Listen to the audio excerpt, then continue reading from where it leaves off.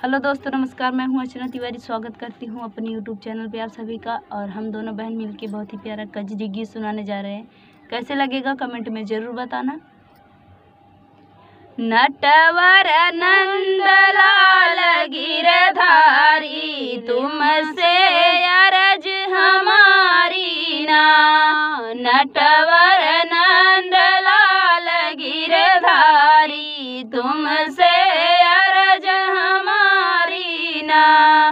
सोने की थाली में जवान परोसे, सोने की थाली में जवान परोसे, जेवाना जे लिहा गिरधारी, तुमसे अरज हमारी ना। जेवाना जे लिहा गिरधारी, तुमसे अरज हमारी ना। नटवर नंदलाल गिरधारी, तुमसे अरज हमारी ना।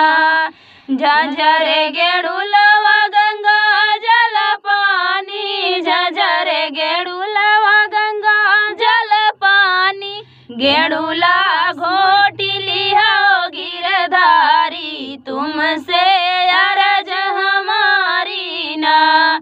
गेड़ुला घोट लिया गिरधारी, तुमसे अरज हमारी ना।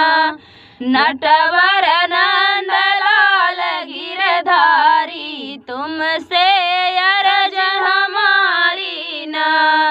लाची लवांगी के बीरा जोराए, लाची लवांगी के बीरा जोराए, बीरवा कूच लिया गिरधारी, तुमसे अरज हमारी ना। बीरवा कूच लिया गिरधारी, तुमसे अरज हमारी ना। नटवर